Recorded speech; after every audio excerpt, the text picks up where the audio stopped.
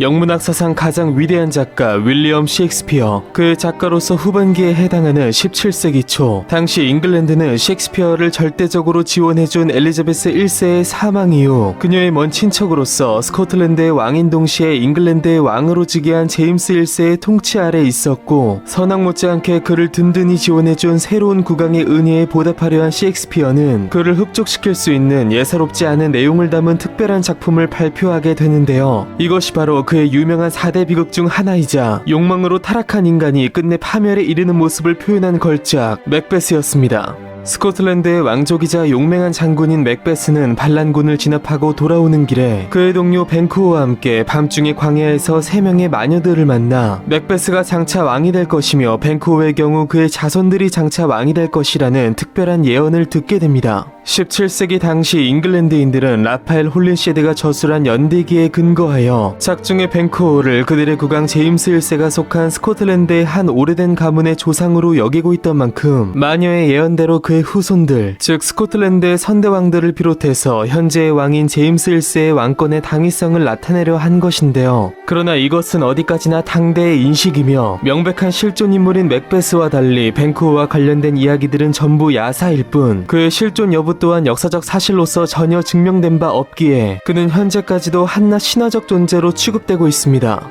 그렇다면 이러한 객관적 사실이 아닌 야사들은 전부 걷어내고 셰익스피어가 자신의 희곡을 통해 흡족시키고자 했던 국왕 제임스 1세, 그의 진정한 조상, 즉 그의 오래된 가문의 기원은 과연 어떻게 되는 것일까요? 중세 스칸디나비아 반도에서 파생하여 뛰어난 항해수를 바탕으로 약탈을 펼치며 전 유럽을 떨게 한 바이킹, 그리고 그들 중 일부가 프랑스 문화에 동화되면서 분화된 노르만족. 이들은 노르망디 공작 윌리엄이 1066년 잉글랜드를 침공 정복하여 토착 앵글로색슨족과 융화됨으로써 오늘날의 영국인의 정체성을 형성하게 되는데요. 이 당시 윌리엄과 같은 노르만 귀족 출신으로서 프랑스 브루타뉴에서 브리튼 섬으로 건너온 앨런 피츠플레드는 노르만 왕조를 세운 윌리엄 1세의 아들 헨리 1세로부터 영지를 수여받아 잉글랜드의 귀족으로 거듭나게 됩니다. 한편 헨리 1세가 적장자 없이 사망하자 그의 딸 마틸다와 조카인 스티븐 사이에 내전이 발생했고, 이 당시 마틸다를 지지했던 앨런 일가는 마틸다 측이 초반 스티븐으로부터 패배하자 위기감을 느끼면서 결국 북쪽 스코틀랜드로 망명하게 되는데요. 이후 스코틀랜드 던켈드 왕조의 국왕 데이비드 1세와 친분을 맺은 앨런의 증손자 월터는 세습직인 스코틀랜드의 최고 국내 관직에 임명되었고, 관직의 이름에서 파생된 스튜어트라는 이름하에 스튜어트 가문이 최초로 성립되게 됩니다. 그렇게 스코틀랜드에 정착한 스튜어트 가문은 왕실과 혈연을 맺으면서 유일한 귀족 가문 중 하나로 부상하게 되었으나 왕위 계승 서열이 그리 높지는 않았는데, 계속된 국난 속에서 더 높은 순위의 왕위 계승권자들이 잇따라 후사가 끊기면서 유력한 국왕 후보로 떠오르게 된 것인데요. 1371년 스코틀랜드 브루스 왕조의 마지막 왕인 데이비드 2세가 끝내 후서 없이 사망하자 선왕 로버트 1세의 외손자이자 스튜어트 가문의 시조 월터의 아들인 55살의 늙은 로버트 스튜어트가 로버트 2세가 되어 스코틀랜드의 왕위를 계승했으니, 향후 300년간 스코틀랜드를 지배한 것은 물론 잉글랜드의 왕위까지 계승하여 청교도 혁명과 명예혁명 등의 굵직한 사건들을 겪으며 영국을 넘어 세계 역사에 막대한 영향을 끼치게 되는 스튜어트 왕조의 역사는 이렇게 시작되었습니다. 스코틀랜드 스튜어트 왕조의 역사는 라이벌 잉글랜드와의 끝없는 전쟁으로 인한 분쟁의 역사, 패배의 역사, 죽음의 역사, 즉 비극의 역사였습니다. 같은 브리튼 섬 안에서 국경 분쟁 등으로 잉글랜드와 사이가 좋지 않았던 스코틀랜드는 자신들의 사실상 뿌리이자 잉글랜드의 전통적인 적인 프랑스와 유대 관계를 맺어 그들을 견제했는데요. 이미 잉글랜드와 치열한 전쟁을 치른 로버트 2세가 무려 74세의 나이로 사망한 후 그의 아들인 고령의 로버트 3세가 왕위를 계승했으나, 동생 올버니 공작과 장남 데이비드 왕자에게 권력을 양분하여 권력 다툼을 초래 국정을 혼란에 빠뜨렸는데요. 그의 사망 후 형 데이비드를 죽게 한 숙부 올버니를 피해 18년의 망명 생활을 마친 차남 제임스 1세가 올버니 일가를 숙청하고 왕위를 계승했으나, 잉글랜드와의 전쟁 과정에서 그에게 불만을 품은 한 귀족에 의해 암살당하게 됩니다.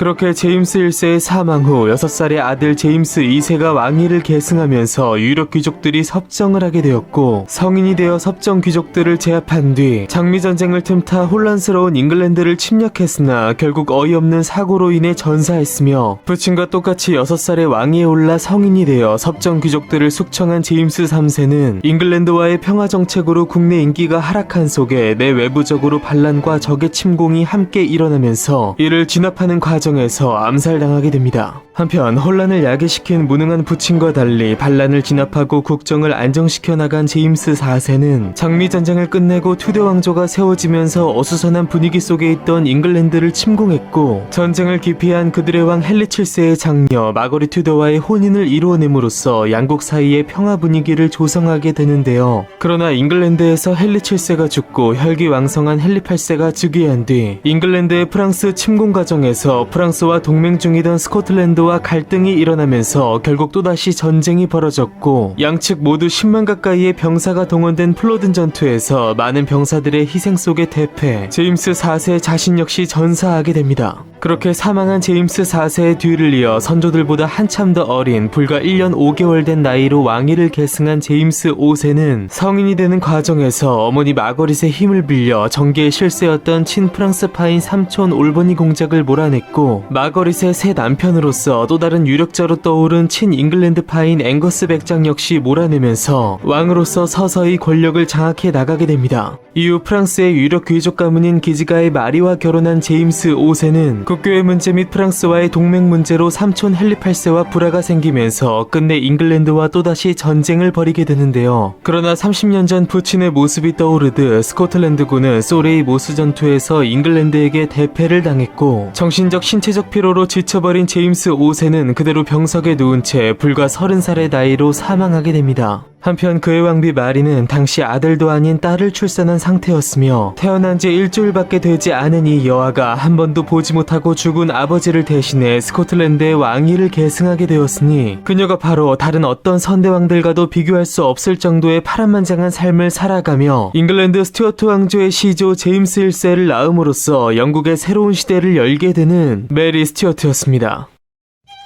중세의 혼란기 속에서 프랑스에서 잉글랜드를 거쳐 스코틀랜드에 도달하여 끝내 일국의 왕자를 차지한 스튜어트 가문, 그들로부터 시작된 영광과 슬픔의 스튜어트 왕조 400년의 역사, 그리고 자국의 역사가 오랜 적국 잉글랜드로까지 확장되는 이 중요한 시점에서 중대한 역사적 사명을 띠게 된 메리 스튜어트. 태어나자마자 부친을 잃고 왕이 된 이 가엾은 여아의 인생은 어디로 흘러갈 것이며, 그녀의 손에 달린 스튜어트 왕조의 운명은 과연 어떻게 펼쳐지게 될까요? 끝없는 고난과 역경을 헤쳐나가며 민주 역사의 이정표를 세운 위대한 왕조의 이야기, 지금부터 그 장엄한 이야기가 시작됩니다.